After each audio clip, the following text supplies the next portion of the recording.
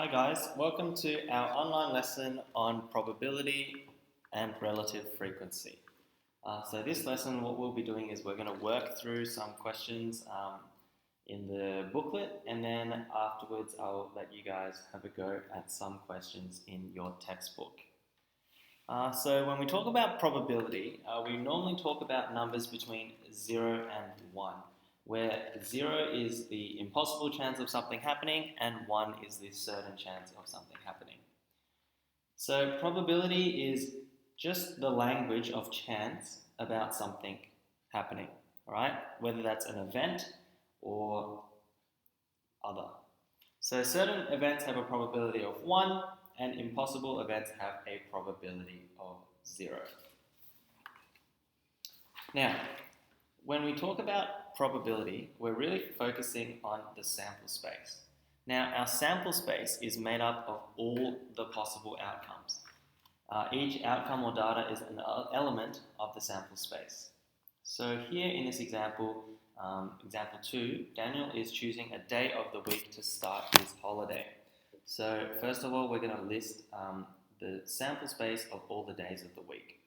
So there could be Monday, could be Tuesday, could be Wednesday, could be Thursday, could be Friday, could be Saturday, and it could be Sunday. And then what we're going to do is count them all up. And so there are 7 elements in this space. Now, it's actually important to note at this stage, our sample space is not necessarily the chance.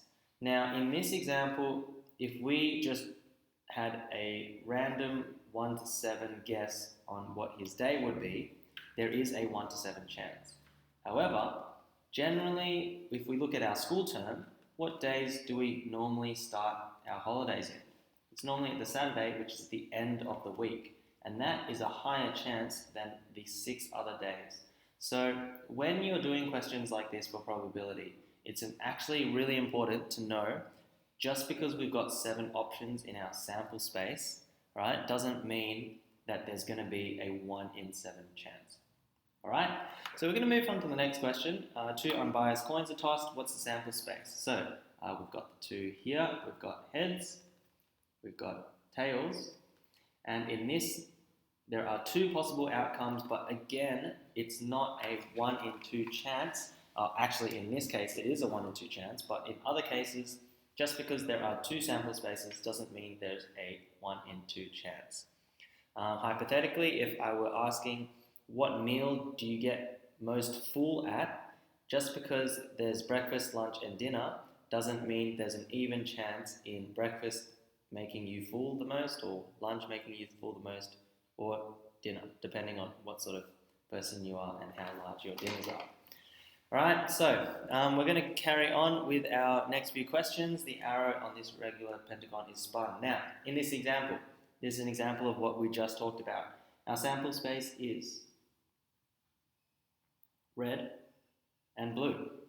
There are 2 elements in this sample space, but the thing about this is there's actually 2 reds in our set of 5, and there are 3 blues in this set of 5. So what we're going to say is it's actually unlikely to actually spin a red, and it's quite likely to spin a blue, just because 3 out of 5 is bigger than 2 out of 5, and that's just how we came to these conclusions with those numbers. Alright, our last example we're going to go through this lesson is this one here. The probability of 6 outcomes is 0.0, 0.25, 0.5, 0.75, 0.9, and 1. What we're going to do is assign one of these numbers to the following descriptions. Even chance is 0.5, because this is also another way of saying a half, which is 50-50. Certain is obviously going to be 1, right? Impossible is going to be 0. And then we've got these other numbers left over, all right? So if certain is 1, then that means likely is our other number that's close to 1, which is 0.75. Unlikely is 0.25, leaving very likely to be 0.1.